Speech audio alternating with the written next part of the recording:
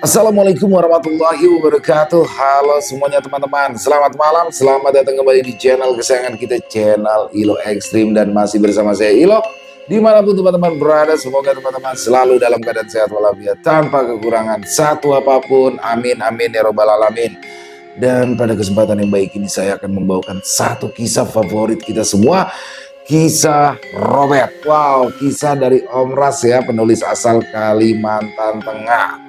Dan pada kisah Robert kali ini, bagaimana Robert menangani pasien yang mengalami serangan santet yang cukup mengerikan. Waduh. Dan penderita santet atau penerima santet itu mengalami hamil bangkai. Apa sih hamil bangkai itu dan bagaimanakah cara Robert menanganinya dan apakah berhasil? Oke. Sebelum kita masuk ke dalam kisahnya, buat teman-teman mungkin yang baru gabung atau yang sudah lama gabung tapi lupa nih, belum diklik tombol subscribe-nya, yuk bisa diklik dulu tombol subscribe channel Ilo Ekstrim. Jangan lupa lonceng notifikasinya juga dinyalakan agar teman-teman selalu mendapatkan notifikasi dari konten-konten yang akan kami upload selanjutnya. Dan untuk channel Ilo Ekstrim kami upload setiap hari teman-teman ya, setiap malam jam 7 malam waktu Indonesia bagian Barat. Gak pakai berlama-lama lagi, pasti udah kesabaran kan untuk masuk ke dalam kisahnya. Kita langsung saja masuk ke dalam kisahnya. Bunuh horor. Wanita hamil bangkai di pedalaman Kalimantan. Pagi itu, pagi-pagi sekali, Sideng dan Samuel sudah berangkat untuk mengambil uang di agen ATM Link atau ATM Mini. Kalau jalanan ini dilewati ibu-ibu hamil, bisa-bisa mereka melahirkan di jalan, ujar Samuel sinis. Ya, namanya juga jalanan di desa Bang El. Mana mungkin di aspal seperti di kota-kota besar. Dikasih batu-batu begini saja sudah bersyukur sekali kami. Karena setidaknya dengan adanya batu-batu ini, orang-orang yang melewati jalan ini saat hari hujan tidak akan tergelincir, jatuh dan juga cedera, ujar Sidang. Bisa-bisa hanya bersyukur dengan keadaan jalan yang seperti ini. Kalau tiap hari lewat jalan ini, bisa-bisa ambeien kau dang, ujar Samuel. Sidang tertawa sampai-sampai motor yang mereka naiki sedikit oleng. Mau kemana kau dang? Tanya salah satu dari beberapa orang perempuan yang berjalan itu menyapa Sidang. Mau ke desa sebelah, jawab Sidang. Siapa itu dang? Pacarmu kah? Tanya Samuel setelah mereka sedikit agak jauh dari perempuan-perempuan itu. Kalau mereka pacarku, pasti manggilnya sayang, bukan Sidang, jawab Sidang. Oh, mau kemana mereka itu pagi-pagi sekali? Mau nyadap karet lah, memangnya mau kemana lagi dengan penampilan mereka yang seperti itu, jawab Sidang. Samuel kembali menoleh ke arah belakang. Ya, perempuan-perempuan itu memang mengenakan baju berlapis dan celana panjang, ditambah ada parang di pinggang dan lanjung di punggung mereka. Masih jauh ini dong? Tanya Samuel. Baru juga kita keluar dari desa. Ya kurang lebih masih 20 kiloan lah, baru sampai ke desa sebelah, jawab Sidang enteng. Tahu begitu, lebih baik kita ke kecamatan dang. Ya kalau ke kecamatan lebih jauh lagi Bang El. Kurasa kalau kau ke kecamatan naik motor, bisa-bisa pulangnya ke Ambeien. Ujar Sidang. Samuel menghela nafas nyaring. Tempat ini masih sangat tertinggal. Jalanan saja rusak begini. Coba suruh Robert mencalonkan diri menjadi kades. Aku yakin dia akan membenahi semua ini, ujar Samuel. Sidang hanya tertawa kecil mendengar perkataan Samuel. Mana mau Robert jadi kades Bang El. Jauh sebelum kau datang ke sini, orang-orang sudah mengusulkan itu, tapi Robert menolak, kata Sidang. Siapa kades yang sekarang? Bisa-bisanya jalanan desa serusak ini dia tidak bertindak apa-apa. Sudahlah Bang El, tidak usah membahas itu. Kalau ada yang dengar, nanti jadi masalah, kata Sidang. Pemerintah sudah menyalurkan dana untuk setiap daerah Sidang. Hanya saja oknum-oknum yang di bawah ini menyalahgunakan dananya, sehingga dana yang seharusnya digunakan untuk memperbaiki desa malah jadi mobil, kendaraan, rumah mewah, dan barang-barang branded oknum itu. Coba lihat saja desa atau daerah-daerah yang aparatnya jujur. Hasilnya jalanan bagus dan mulus. Bantuan untuk yang membutuhkan juga tepat sasaran, ujar Samuel. Sidang hanya tersenyum kecut tanpa mengatakan apa-apa. Oh iya dam, di desa yang mau kita datang ini, apakah ada toko besarnya? Tanya Samuel. Warung besar yang lengkap ada Bang El. Kalau toko-toko yang seperti di kota-kota besar ya tidak ada, jawab Sidang. Ya, asalkan lengkap saja, kata Samuel. Setelah menempuh perjalanan cukup jauh, akhirnya mereka sampai juga di desa yang lebih besar. Terlebih dulu, mereka menuju ke agen ATM Link atau ATM Mini yang beroperasi hanya di depan rumah. Terlihat Samuel terdiam cukup lama sambil memperhatikan bangunan rumah sederhana itu. Ayo Bang El, katanya mau ambil uang, ujar Sidang. Samuel menghela nafas panjang, lalu kemudian ia berjalan menuju ke arah rumah tersebut. Saat Samuel sedang menarik uang, Sidang hanya menunggunya sambil berjongkok di tanah bermain dengan seekor anak anjing berwarna hitam yang tampak jinak. Sekitar 25 menit kemudian, Samuel pun selesai. Ayo Dang, ajak Samuel. Bang El, anjingnya lucu Bang El, ujar Sidang. Bawa saja kalau mau, kata si pemilik ATM ini tersebut sambil tersenyum. Bolehkah? Memangnya induknya kemana? Tanya Sidang antusias. Induknya sudah mati kena tembak pemburu. Saudara-saudaranya juga mati karena sakit. Tinggal dia sendiri. Kalau memang mau, bawa saja. Asal dirawat baik-baik ya, kata orang itu. Sidang melirik ke arah Samuel. Aku bawa ya Bang El. Terserah kau, jawab Samuel. Sidang langsung tersenyum lebar. Kalau begitu aku bawa ya. Kau bantu aku gendong anjingnya di belakang. Kenapa jadi aku? Oke, kalau begitu kau yang bawa motornya. Kalau begitu ya. Padahal aku bayar kau untuk mengantarku, bukan untuk kau suruh-suruh segala menggendong anjing. Sudah, tinggal saja anjingnya. Tidak usah dibawa, atau kau tidak akan kubayar. Waduh, terus gimana Bang El? Anjingnya sebatang kara, kasihan. Mendengar itu, Samuel langsung menatap si anjing sejenak, lalu kemudian ia beralih menatap Sidang sambil mengangguk. Samuel setuju untuk menggendong si anak anjing selama di perjalanan pulang. Terima kasih banyak ya Bang El, kau memang baik, ucap Sidang seraya membukukan badan. Menanggapi itu, Samuel hanya berdecak pelan. Kita mampir di toko besar dong, aku mau beli bahan makanan, kata Samuel ketika mereka sudah berada di atas motor. Siap, jawab Sidang. Meski desa itu lebih besar dari desa Robert, namun jalanannya masih cukup sederhana. Bahkan di beberapa bagian jalanannya masih hanya berupa tanah merah yang tentu akan sangat licin jika diguyur hujan. Sementara di kiri kanan terlihat rumputan liar dan semak belukar yang dibiarkan tumbuh alami. Rumah-rumah warga di desa itu juga kebanyakan terbuat dari kayu ulin dan kayu-kayu biasa yang dindingnya pun sudah mulai terlihat usang karena dimakan usia. Tapi ada juga beberapa rumah beton yang terlihat masih lumayan baru, mungkin milik pegawai kecamatan atau aparat desa, dan bisa juga milik perantau yang pulang dari rantaunya lalu membangun tempat tinggal untuk orang tuanya di desa tersebut. Setiap kali mereka melewati rumah-rumah dengan halaman yang luas, terdengar suara anak-anak yang sedang bermain atau berlarian tanpa alas kaki. Mereka tampak riang, seolah tidak ada beban sedikit pun, dan di sepanjang jalan tampak hewan-hewan peliharaan milik warga seperti ayam, kucing, anjing, bahkan babi yang dilepas dan dibiarkan berkeliaran bebas di sana. Sesekali, Samuel tampak tersenyum melihat pemandangan itu, dan pikirannya seketika teringat akan masa lalunya di desa dulu. Bang El, sudah sampai. Kau mau beli apa tadi? Ujar Sidang. Samuel tersentak. Seolah baru saja terbangun dari mimpinya, ia lantas segera turun dan meletakkan anak anjing itu ke tanah. Ini untukmu, kata Samuel, seraya memberikan 2 lembar uang 50 ribuan. Dengan senyuman lebar, Sidang meraih uang tersebut.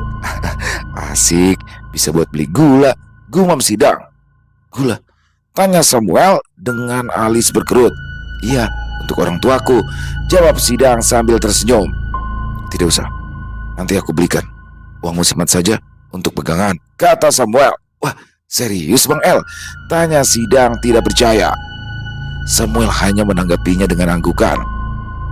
Selama Samuel berkeliling di warung itu, Sidang mengekor saja di belakang untuk membantu membawakan barang. Kurang lebih sekitar 1 jam, akhirnya belanjaan Samuel terkumpul semua. Totalnya 3.350.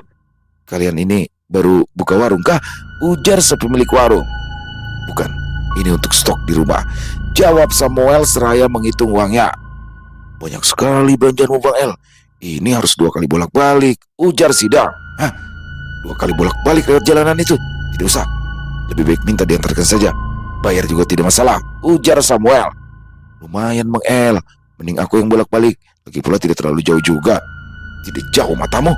Kurasa tadi itu perjalanannya hampir setengah jam, ujar Samuel dengan nada suara yang mulai meninggi. Akhirnya Sidang mengalah dan membiarkan Samuel menyewa pick up si pemilik warung untuk mengantarkan barang-barang mereka. Sementara itu di rumah Robert, kedatangan tamu yang tak lain adalah Diki yang membawa ibunya dengan diantar oleh Agung. Wanita parubaya itu sangatlah kurus. Ia datang dengan cara digendong oleh Diki dan Agung berjalan di belakang mereka sambil membawa kursi roda. Selamat pagi menjelang siang, Bet, sapa Agung. Robert hanya tersenyum, lalu segera mempersilahkan tamu-tamunya itu untuk masuk ke dalam rumah. Robert juga langsung menyiapkan kasur untuk membaringkan ibunya Diki. Baringkan saja di sini, kata Robert. Bet, aku mau bicara denganmu sebentar, ujar Agung setelah ibunya Diki dibaringkan. Robert mengangguk dan langsung mengajak Agung untuk ke teras dapur. Sakit apa ibunya Diki itu, Bet? Tanya Agung setelah mereka berada di teras dapur. Terkena santet, jawab Robert singkat tanpa menoleh ke arah Agung. Siapa yang mengirimkan santet itu, Bet? Jujur aku penasaran, karena setauku ibunya Diki itu baik, lembut, dan tidak pernah bermasalah dengan orang lain, kata Agung. Dari suami dan wanita simpanannya, jawab Robert. Mendengar jawaban Robert itu, mata Agung langsung melotot. Ayahnya Diki punya simpanan? Agung bertanya dengan nada tak percaya. Ya, astaga Bet, ini benar-benar di luar dugaanku. Karena sejauh yang aku tahu, kehidupan rumah tangga keluarga Diki itu sangat hangat. Bisa dibilang keluarga mereka itu keluarga cemara, Bet, dengan sosok ayah yang sangat menyayangi istri dan juga anaknya. Selain itu, keluarga mereka juga tidak pernah punya masalah dengan orang lain, kata Agung. Robert menghela nafas panjang. Ujian terbesar laki-laki itu adalah perempuan.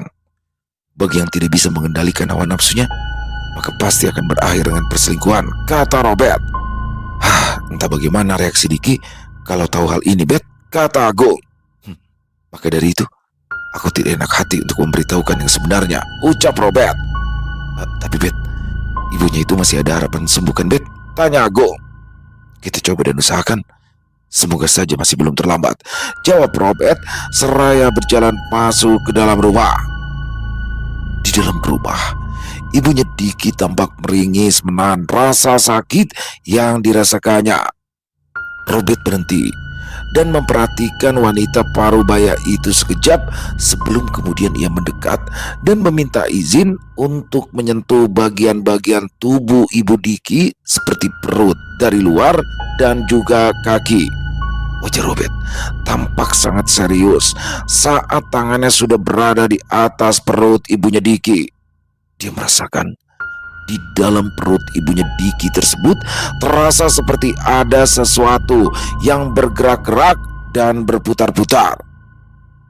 Setelah menyentuh perutnya ibu Diki cukup lama, Robert lalu kemudian beralih menyentuh kaki wanita parubaya tersebut. Dalam penglihatan Robert, dari bawah lutut hingga ke telapak kaki ibu Diki itu, warna kulitnya sudah berubah menghitam. Dan dari dalam kulitnya menghitam itu muncul banyak sekali benda-benda kecil yang berujung tajam seperti duri-duri kecil yang menyembul keluar. Malam ini aku akan mulai mengobatinya, ujar Robert setelah ia melepaskan sentuhan tangannya dari kaki ibunya Diki. Terima kasih, ucap Diki. Robert mengangguk. Tidak lama kemudian terdengar suara motor yang mendekat ke halaman rumah. Kau ambil barang-barang Adang, ujar suara Samuel terdengar. Siap bos, jawab Sidang. Tidak lama kemudian, Samuel terlihat memasuki rumah dengan membawa barang-barang penuh di kedua tangannya. Dia terlihat biasa saja saat melihat tamu-tamu Robert tersebut, dan tanpa menyapa, ia langsung membawa barang-barang belanjaannya ke dapur. Aku akan mencari barang-barang yang akan dibutuhkan untuk ritual pengobatan nanti malam. Beristirahat di sini. Kalau ada apa-apa, jangan sungkan, ujar Robert kepada Diki. Diki pun hanya mengangguk. Dan setelahnya, Robert beranjak menuju ke dapur. Sam, aku mau pergi dulu. Tolong jaga tamu kita ya, ujar Robert. Ya, jawab Samuel tanpa menoleh. Tangannya tampak sibuk membongkar barang-barang belanjaannya itu. Robert lantas mengambil parangnya dan berjalan ke arah teras dapur. Ia mengenakan celana panjang yang memang dibuat tilasan untuk pergi ke hutan. Aku pergi, Sam, ujar Robert. Apa kau tidak tunggu aku masak dulu, Bet? Tanya Samuel. Nanti saja, tadi aku sudah makan, jawab Robert. Di luar, Sidang datang dengan membawa barang-barang belanjaan Samuel yang terlihat masih banyak. Saat melihat tamu-tamu itu, Sidang langsung tersenyum ramah dan menyapa mereka. Bang El, ini semuanya taruh di dapur, tanya Sidang. Ya, nanti kususun, bawa saja semuanya ke sini. Sebentar ya bang, aku mau rebus air dulu, mau bikinkan minuman untuk tamu kita, kata Sidang. Samuel tidak mengatakan apa-apa. Ia langsung beranjak dan mencari-cari palu serta paku untuk membuat gantungan bagi barang-barang rencengan. Sementara Sidang, setelah menyalakan api dan meletakkan ceret berisi air, ia kemudian kembali keluar guna mengambil barang-barang milik Samuel yang masih tersisa. Selesai membuat gantungan, Samuel pun lantas mulai menyisihkan barang-barang yang akan ia berikan untuk orang tua Sidang, seperti susu, gula, beras, kue kering, sirup, teh, kopi saset, dan lain-lain. Semua barang-barang itu dimasukkan ke dalam plastik berukuran besar dan ditaruh di dekat pintu dapur. Setelahnya, barulah Samuel mulai menyusun barang-barang yang tadi dibelinya dengan cukup rapi di sebuah rak kayu dan juga menggantungkannya di gantungan yang baru saja dibuat. Ini Bang El, sisanya sudah habis semua, kata Sidang setelah meletakkan 2 kotak kardus di lantai. Tubuhnya tampak berkeringat setelah mengangkut barang-barang itu. Terima kasih. Oh ya, itu untuk orang tuamu Sidang. Selesai kau buat minuman, kau antarkanlah barang-barang itu untuk orang tuamu, kata Samuel. Sidang terdiam sejenak saat melihat plastik berukuran besar itu. Wah, ini banyak sekali Bang El, kata Sidang. Kenapa? Kau tidak mau? Kalau memang tidak mau, ya sudah, ujar Samuel.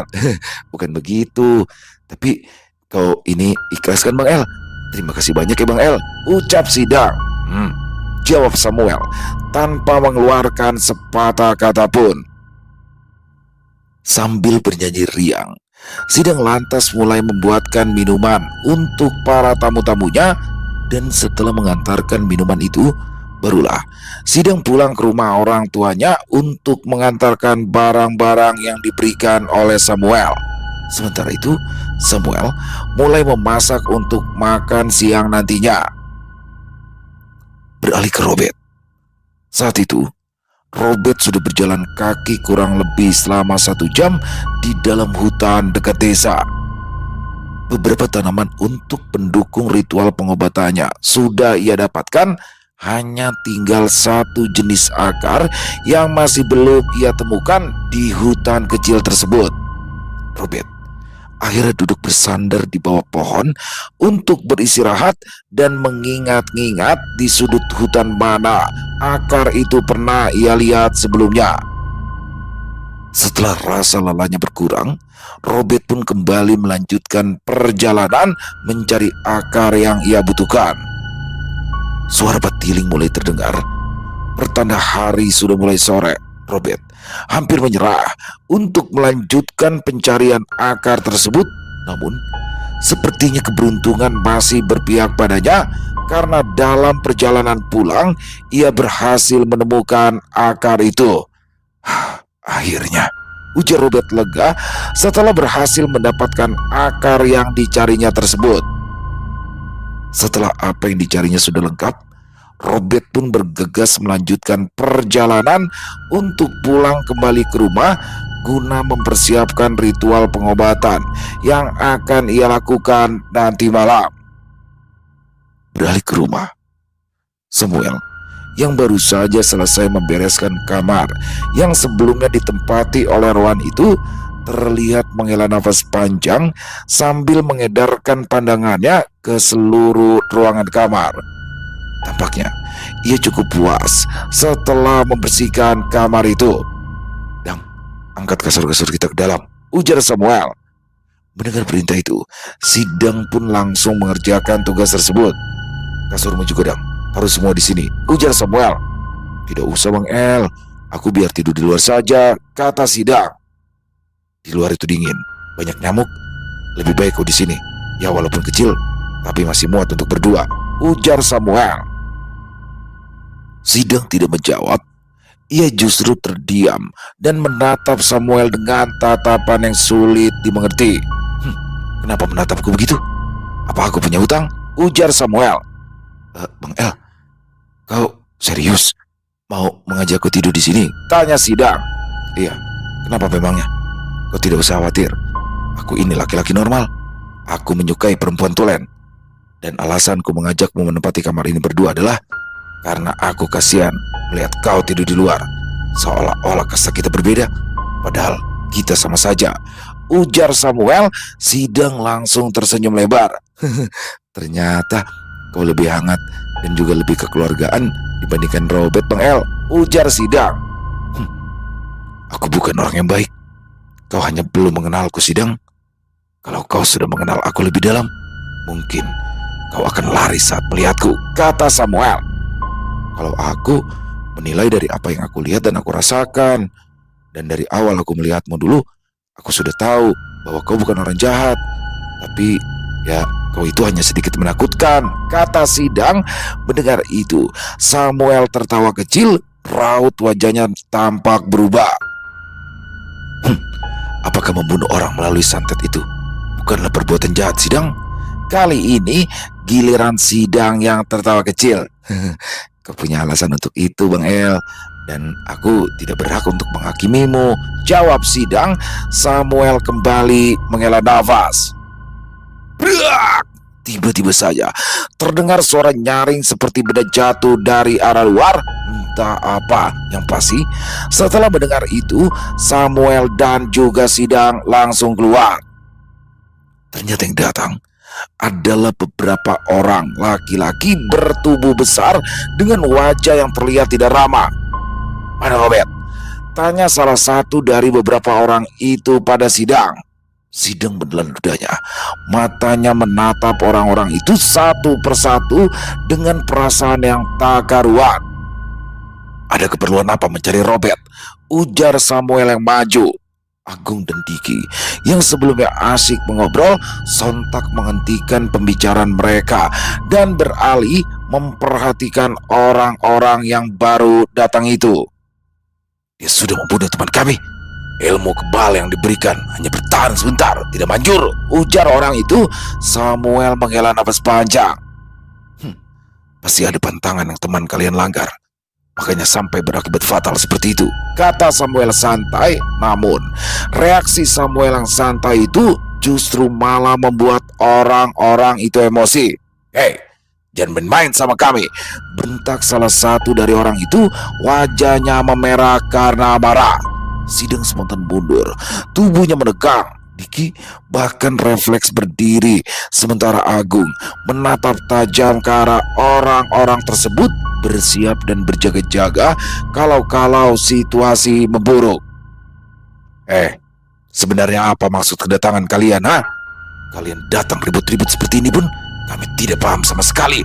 Suara Samuel akhirnya meninggi. Meski jelas ia masih berusaha menahan diri agar situasi tidak semakin memanas.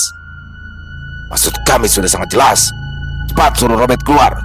Dia yang membuat teman kami mati, dan sekarang dia juga harus bertanggung jawab." Robert tidak ada di sini. Dia dari tadi pagi pergi dan belum pulang sampai sekarang, ujar Sidang mencoba menenangkan meski suaranya terdengar bergetar. Bom! Teriak salah satu dari mereka yang langsung melangkah maju dan hampir masuk ke pintu. Namun Samuel menghadang dengan tubuhnya. Emosi para pria bertubuh besar itu semakin meledak. Kalau Robert tidak keluar sekarang juga, jangan salahkan kami kalau tempat ini kami hancurkan. Suasana pun semakin memanas. Tinggal menunggu detik sebelum terjadi keributan besar. Coba, aku mau lihat, ujar Samuel menantang. Dan di saat salah satu dari orang-orang itu mulai memukul-mukul tiang keras tanpa pikir panjang lagi, Samuel langsung menendangnya hingga tersungkur di tanah. Melihat temannya ditendang seperti itu, dua orang berbadan besar lainnya serempak menyerang Samuel dari kiri dan kanan. Samuel berusaha menghindar, namun satu pukulan mendarat di bahunya, membuatnya terseret mundur beberapa langkah. Tapi meski begitu, ia tidak terjatuh, hanya saja ekspresinya berubah lebih ganas. Dan akhirnya, perkelahian fisik di antara mereka tak bisa terelakkan lagi. Agung yang sejak tadi berjaga langsung ikut menerjang salah satu dari mereka. Dia menghantamkan tubuhnya untuk menjauhkan pria itu dari Samuel. Sementara itu Sidang sudah terlihat pucat, namun ia tetap mencoba membantu dengan mendorong salah satu dari mereka agar tidak masuk ke dalam rumah. Dari arah jalan setapak, Robert muncul dan langsung menghela nafas saat melihat keributan di rumahnya itu. Dasar tidak tahu terima kasih, gumam Robert sambil berjalan menuju ke arah rumahnya. Robert, teriak Sidang saat ia melihat kedatangan Robert tersebut. Mendengar nama Robert, perkelahian itu pun terhenti. Orang-orang yang datang membuat onar itu langsung menatap Robert dengan nafas yang masih memburu. Kenapa kalian mengacau di rumahku? Padahal kalian sudah tahu dengan jelas, bukan akulah yang memberikan ilmu kebal itu. Dan bukankah sebelumnya saat kalian kemari untuk menanyakan ilmu kebal, aku sudah mengatakan bahwa setiap ilmu kebal itu ada efek sampingnya. Tapi waktu itu kalian tetap nekat kan? Tidak sampai di situ, aku juga sudah memberitahukan pada kalian semuanya tentang jenis-jenis ilmu kebal beserta dengan pantang larangnya. Tapi kenapa pantangannya tetap dilanggar? Lalu setelah ada yang mati, kalian malah meminta aku bertanggung jawab, ujar Robert. Kami tahu dia tidak mungkin melanggar pantangannya. Robert tersenyum sinis. Ya sudah, anggaplah seperti itu. Lalu apa yang kalian inginkan dariku? Ujar Robert. Mendengar perkataan Robert itu, Samuel langsung menatap tajam ke arahnya. Kami ingin kau ganti rugi atas nyawa teman kami. Berapa rupanya harga nyawa teman kalian itu? Tanya Robert dengan nada santai. 100 juta. Waduh, tapi sayang sekali, aku tidak punya uang sebanyak itu sekarang, ujar Robert. Berikan ilmu yang kau punya. Mendengar itu, Robert tertawa. Dasar tidak tahu diri. Untuk apa aku menurunkan ilmuku kepada orang seperti kalian, ujar Robert.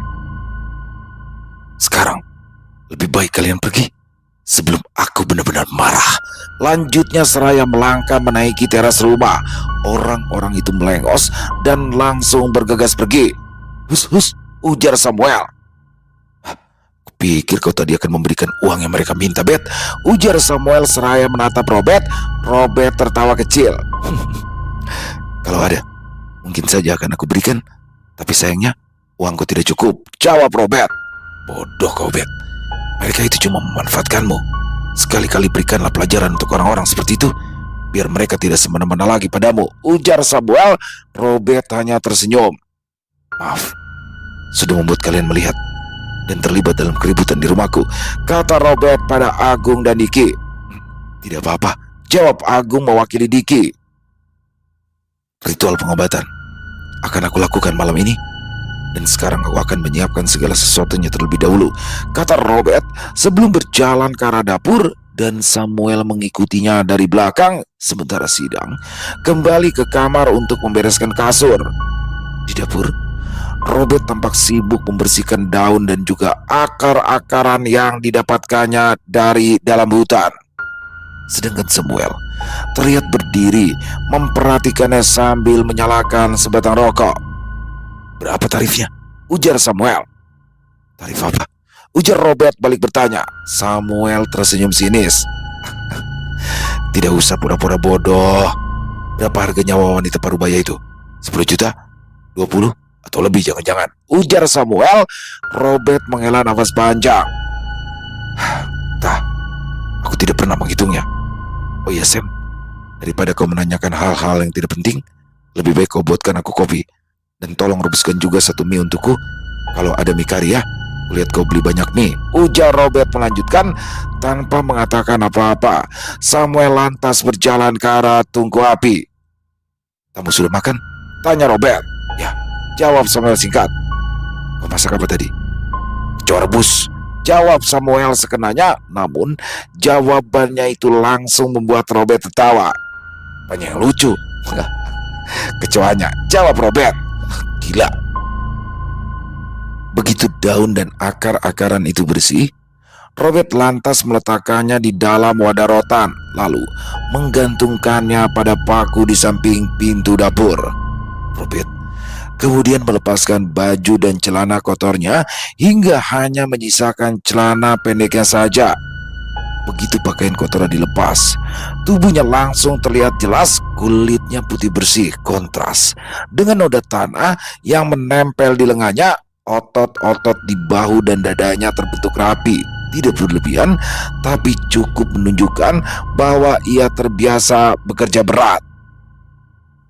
Begitu air mengenai kulitnya, terlihat jelas kilau pucat yang alami pada tubuhnya. Robert mengusap wajahnya, membiarkan air mengalir dari rambut hingga punggungnya yang kokoh.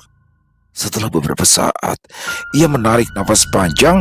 Dinginnya air membuat tubuhnya terasa lebih ringan, seakan seluruh lelah dari perjalanan mencari perlengkapan ritualnya di hutan ikut terbawa air yang mengguyuri tubuhnya. Setelah selesai mandi, Robert lantas mengambil handuk yang sudah siap tergantung bersama pakaian bersihnya. "Ini kopi dan minyak," ujar Samuel. Robert tersenyum kemudian mengangguk. "Terima kasih." "Oh ya Bet, kapan kita berburu?" tanya Samuel sambil meniup kuah mie yang baru saja ia sendok. "Nanti ya, setelah ritual ini selesai," jawab Robert. "Kuahnya agak asin ini," ujar Samuel. "Dari yang aku dengar-dengar, katanya kalau seseorang memasak makanan dan rasanya asin, itu bertanda dia ingin menikah," komentar Robert. "Kau saja yang menikah, kan usiamu sudah tidak muda lagi," ujar Samuel. "Belum ada calon. Mau kecarikan?" Robert tersenyum simpul. "Tolong ambilkan air putih hangat ya Sam," kata Robert dengan balas. Samuel lantas beranjak untuk mengambilkan air putih. "Yang ini sudah siap semua ya Bet," kata Sidang saat memeriksa ulang sesaji yang ia siapkan. "Iya," jawab Robert seraya beranjak. Ia lalu keluar menemui Diki dan ibunya yang saat itu sudah siap dengan mengenakan balutan kain hitam di tubuhnya. "Bantu angkat ibumu ke ruanganku," ujar Robert. Diki mengangguk tanpa mengatakan sepatah kata pun. Sidang melirik sekilas saat wanita parubaya itu digendong masuk ke dalam ruangan oleh Diki. Semuanya sudah siap. Aku keluar ya Bet," ujar Sidang. Robert hanya menoleh sebentar tanpa berkata apa-apa. "Apa saya boleh tetap di sini?" tanya Diki setelah Sidang keluar. "Asal kau tidak berisik dan tidak mengganggu, silakan," jawab Robert. "Terima kasih," ucap Diki seraya menggenggam erat tangan sang ibu. "Semuanya akan baik-baik saja. Jangan takut ya," bisik Diki menguatkan ibunya. Robert melirik. Ia menarik nafas panjang saat menyaksikan kehangatan ibu dan anak tersebut. "Berikan ruang untukku, menjauh sedikit dari ibumu," kata Robert yang langsung membuat Diki mundur ke dekat dinding. Setelah berkata seperti itu, Robert lantas duduk. Ia tidak mengenakan baju dan hanya mengenakan celana pendek berwarna hitam dengan ikat kepala berwarna senada. Begitu kemenyan ditaburkan ke dalam perapin, asapnya pun mulai menyebar makin lama. Asap itu semakin banyak sampai-sampai membuat Diki mengibas-ngibaskan tangannya di depan hidung untuk mengusir bau asap kemenyan tersebut. Robert mulai memejamkan mata, mulutnya terlihat berkomat-kamit. Tidak lama kemudian, Robert kembali membuka mata. Tangannya meraih wadah berisi daun dan akar yang sebelumnya ia cari di hutan. Wadah berisi daun dan akar itu ia asapi beberapa saat, lalu setelahnya Robert meletakkan wadah tersebut ke lantai. Masih dengan mulut yang berkomat-kamit merapal mantra, Robert menghaluskan daun dan akar tersebut hingga bau dari benda itu mulai menguar. Baunya cukup menyengat hingga membuat Diki refleks menutup hidung dengan tangannya.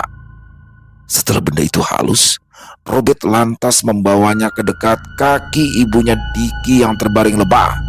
Tanpa berkata apa-apa, Robert mulai mengoleskan tumbukan daun dan akar itu ke sepanjang betis dan telapak kaki ibu Diki.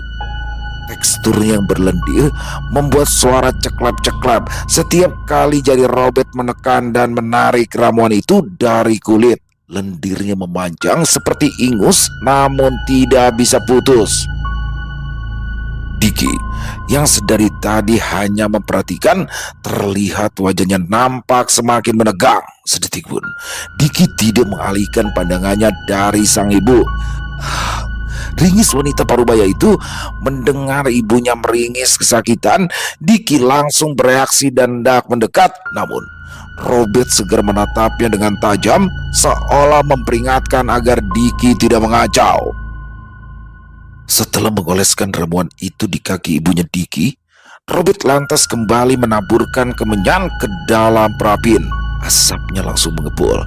Tapi tidak hanya sampai di situ, asap tersebut juga seolah menari-nari di udara sebelum perlahan memenuhi ruangan dengan bau yang semakin pekat. Kali ini aromanya begitu kuat sampai-sampai membuat Diki terbatuk.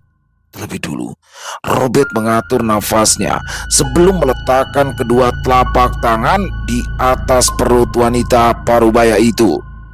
Dan begitu telapak tangannya menyentuh permukaan perut ibunya Diki, raut wajah Robert langsung menegang, otot-otot di lengannya mengeras, sorot matanya juga menajam setelah merasakan sesuatu bergerak liar di dalam perut wanita parubaya tersebut. Melihat ketegangan di wajah Robert, Diki langsung menelan ludah.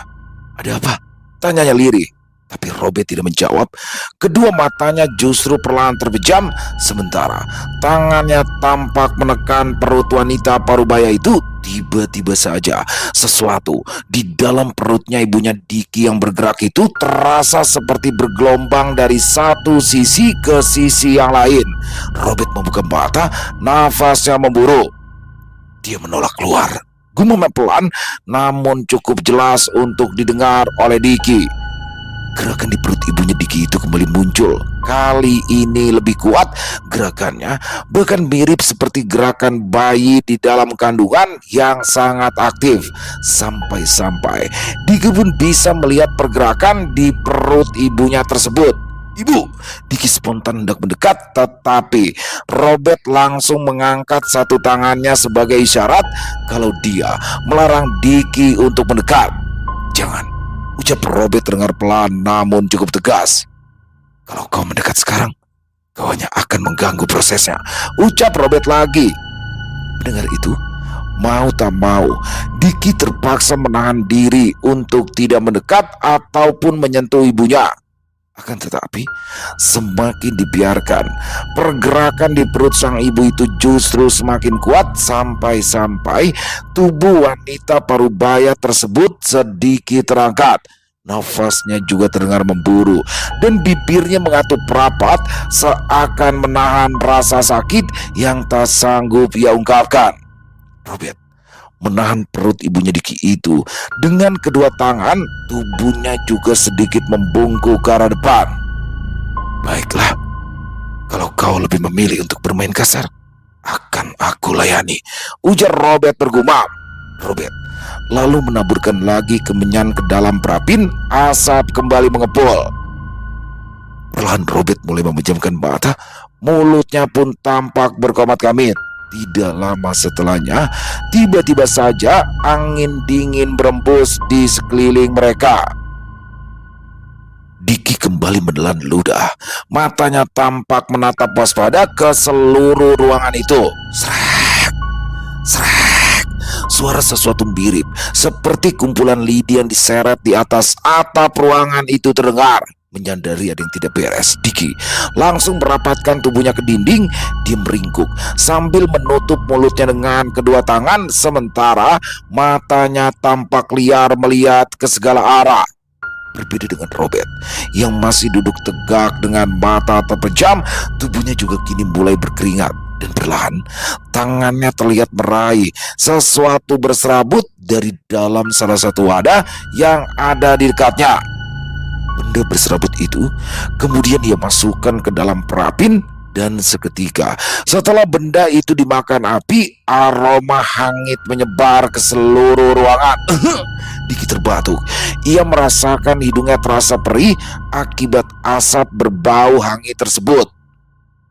Sementara itu di luar ruangan, Samuel tampak duduk bersandar di tiang teras sambil merokok, sedangkan Sidang terlihat sibuk di dapur. Tiba-tiba saja terdengar suara ledakan kecil di atas rumah Robert tersebut. Samuel yang memang masih duduk di teras langsung menengadahkan kepalanya ke atas, matanya menyipit dan bibirnya tampak tersenyum sinis kala ia melihat dua bola api beradu dan saling menyerang. Ia sama sekali tidak kaget ataupun khawatir. Samuel justru merebahkan tubuhnya di teras rumah sambil bersenandung kecil. Kembali pada Robert. Keringat di tubuhnya terlihat semakin banyak. Tangannya juga tampak bergetar saat kembali menaburkan benda berserabut itu ke dalam perapin. Bara api di dalam perapin mendadak menyala besar.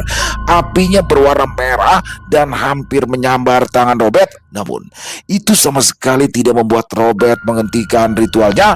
Malah sebaliknya, gerakan mulut Robert yang sedang merapal mantra justru terlihat semakin cepat. Hingga akhirnya sesuatu yang jauh lebih mengejutkan terjadi.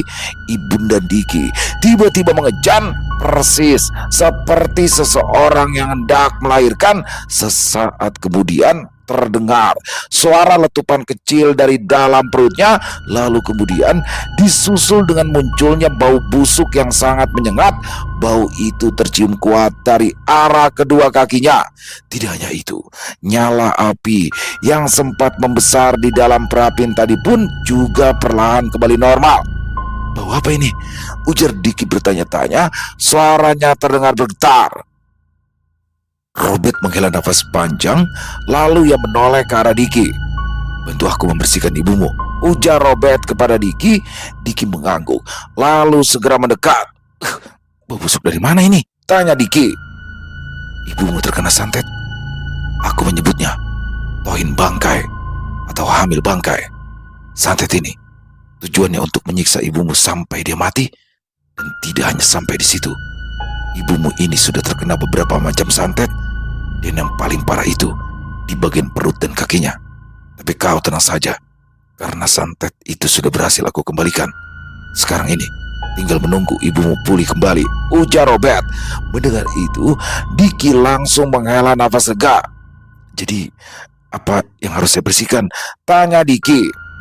"Bersihkan sisa-sisa yang keluar dari perut ibumu itu," jawab Robert. Diki terdiam sejenak. "Kau tidak keberatan kan?" tanya Robert saat melihat Diki diam saja. Tentu saja, itu ibu saya. Mana mungkin saya keberatan membersihkan ibu saya sendiri. Tapi apa perlu dimandikan?" "Tidak perlu, cukup bersihkan saja. Aku akan ambilkan airnya," ujar Robert kemudian beranjak. Setelah Robert keluar, Diki pun mulai membersihkan sang ibu. "Ya Tuhan," gumamnya ketika ia melihat nanah bercampur darah yang ada di antara kedua kaki sang ibu. Tidak lama kemudian, Robert kembali ke ruangan itu, mengantarkan air, dan setelah meletakkan wadah air itu, ia langsung keluar lagi. "Bagaimana, Bet?" Tanya Agung. Sudah hampir selesai.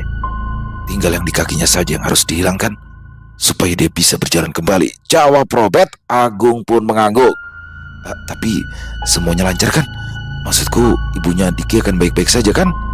Robert mengangguk dan belum sempat obrolan itu berlanjut terdengar suara Diki memanggil-manggil Robert. Diki memberitahukan kalau ibunya sudah selesai dibersihkan. Tanpa mengatakan apa-apa, Robert lantas kembali ke ruangan itu untuk melanjutkan ritual terakhirnya. Robert berjongkok di dekat kaki wanita parubaya itu dan perlahan tangannya terlihat mulai mengusap kaki ibunya Diki, dimulai dari lutut sampai ke ujung kaki. Wajah Robert terlihat meringis saat merasakan ada ujung-ujung tajam yang keluar dari kulit wanita parubaya itu. Tiba-tiba saja kaki ibu Diki bergetar hebat, disusul dengan rintihan dari wanita tersebut. Dengan gerakan pelan, Robert terus mengusap kaki ibu Diki hingga rintihan dari wanita itu perlahan berkurang. Dan setelah Robert tak lagi merasakan ujung-ujung tajam di kulit kaki ibunya Diki, Robert pun mengakhiri ritualnya. Hela nafas panjang terdengar dari Robert. Selesai. Besok malam ibu akan saya mandikan, ujar Robert seraya mengasapi tangannya yang mulai terasa berdenyut dan juga terasa sakit. Bagaimana? Tanya Diki. Sudah selesai. Besok aku akan memandikan ibumu. Setelah itu barulah ibumu bisa dibawa pulang, jawab Robert. Diki mengangguk. Hela nafas panjang terdengar. Apa boleh saya tahu siapa yang sudah mengirimkan santet itu? Tanya Diki pelan. Robert menghela nafas panjang. Kalau aku katakan, apa kau akan percaya? Ujar Robert balik bertanya. Tentu aku percaya, jawab Diki. Ayahmu sendiri, ucap Robert. Hah? Apa? Ya, ayahmu lah yang sudah mengirimkan santet itu. Sebenarnya bukan cuma dia, ada satu lagi, yaitu perempuan berusia 40 tahunan yang menjadi simpanannya. Dan perempuan itu juga ikut mengirimkan santet pada ibumu. Tapi beruntung, ibumu sangat kuat sehingga dia bisa bertahan dan terus berjuang melawan penyakitnya, ujar Robert. Diki terduduk lemas antara percaya dan tidak. Aku tahu tidak mudah menerima kenyataan menyedihkan ini, dan kau pasti tidak akan percaya. Jadi silakan, kau bisa selidik sendiri. Aku tahu kau ahli dalam hal itu. Perempuan tersebut tinggal di daerah JP. Dia memiliki satu anak berusia 3 tahunan. Wajahnya cukup cantik dan penampilannya seperti perempuan-perempuan kota. Kalau tidak salah, dia bekerja di salah satu tempat hiburan. Namanya Yulia, ujar Robert. Diki hanya diam saja, tidak menjawab sedikit pun. Robert tahu pasti sulit baginya untuk percaya hal itu tanpa adanya bukti. Robert beranjak keluar dari ruangan. Lalu ia berjalan ke dapur dan duduk cukup lama di teras dapur. Apa untungnya, Bet? Membantu orang sampai diri sendiri kesakitan, komentar Samuel. Robert hanya menoleh sekilas. Selama aku hidup, aku sudah banyak berbuat kejahatan. Jadi sekarang tidak ada salahnya aku membantu orang-orang semampuku, Sam, ujar Robert. Selesai. Wow, luar biasa kisah Robert. Akhirnya Robert berhasil menyembuhkan ibunya Diki. Ngeri banget ya. Ternyata apa yang dialami oleh ibunya Diki, yaitu hamil bangkai segala macam sakit yang gak sembuh-sembuh, ternyata itu kiriman dari ayahnya sendiri. Kurang ajar banget. Suaminya ibunya Diki nih udah kepincut sama wanita lain, yang mana wanita itu juga ikut mengirimkan santet. Jadi bukan hanya satu, teman-teman ya. Ada beberapa santet yang dikirimkan dan itu bersarang di tubuh ibunya Diki. Di sini Robert juga udah hampir nyerah tuh pada awalnya. Dan ini ngeri banget. Ketika perutnya tuh diusap, tapi dari luar ya, dari luar baju. Itu ada yang gerak-gerak tuh kayak di USG gitu. Wah, itu kan ngeri banget ya. Tapi itu bukan bayi atau apa-apa. Itu bangkai, teman-teman. Dan berhasil dikeluarkan oleh Robert. Bahkan santet lain yang seperti duri-duri tajam itu berhasil disembuhkan juga. Dan di sini akhirnya Robert mengatakan kepada Diki kenyataan yang sangat sulit diterima oleh Diki, yaitu bahwa santet yang ngirimin adalah ayahnya sendiri. Betapa hancurnya hati Diki di sini, dan apalagi ibunya Diki kalau tahu tambah hancur lagi hatinya. Tapi alhamdulillah ya, semuanya berhasil diselesaikan oleh Robert. Dan bagaimana pada episode kali ini juga Samuel. Waduh, Samuel baik juga nih sama Sidang ya. Dia suka kali ya. Karena ya orang-orang model Sidang nih banyak yang suka, pasti rajin. Kalau kata orang Betawi, sigra dia orangnya. Ya ampun. Diajak kemana aja, hayo. Yang penting kasih duit ya kan. Dan di sini Samuel juga seperti ingin merubah nih ya, semuanya yang ada di dalam rumah Robert. Tapi mudah-mudahan sih perasaan saya salah ya. Mudah-mudahan ya. Nah, saya masih ngerasa Samuel ada sesuatu yang gak baik, tapi mudah-mudahan salah. Enggak, jangan mematahkan hati saya, Om Ras. Ya, mudah-mudahan Samuel datang membawa kebaikan untuk Robert dan juga Sidang, dan juga buat orang-orang di sekitar mereka. Yang jelas kehadiran Samuel di rumah Robert memberikan kehangatan, memberikan variasi ya untuk Robert dan juga Sidang. Keren, pakai banget. Makin keren aja kisah Robert. Dan semakin ditunggu Om Ras. Terima kasih atas konsistensinya yang luar biasa. Every week, setiap minggu selalu ada kiriman untuk kisah Robert. Dan ditunggu lagi untuk kisah-kisah yang lainnya Om Ras ya. Terima kasih. Mari kita ambil hikmah yang baik saja dari kisah barusan dan dibuang yang buruk-buruknya. Dan buat teman-teman semoga terhibur ya. Silakan yang suka dengan videonya bisa diklik tombol like-nya, tombol jempolnya, bisa juga diklik tombol hype-nya ya teman-temannya ya. Dan boleh dong ayo di share ya link videonya ke teman-teman yang lain agar juga ikut merasa terhibur. Dan buat yang punya komentar lain, punya pendapat lain, bisa menuliskan di dalam kolom komentar ataupun hanya sekedar saling menyapa. Insya Allah kami akan menjawabnya satu persatu. Di akhir kata, saya Ilo mengucapkan permohonan maaf apabila mungkin dalam pembawaan kisahnya barusan ada kata-kata saya yang salah ataupun ada kata-kata saya mungkin yang kurang berkenan. Saya mohon dibukakan pintu maaf yang seluas-luasnya. Sampai berjumpa lagi di konten-konten kami selanjutnya yang pasti tidak kalah ngerinya, pasti tidak kalah seramnya. Masih bersama saya Ilo di channel Ilo Extreme. Salam sehat, sukses selalu untuk kita semua. Wassalamualaikum warahmatullahi wabarakatuh.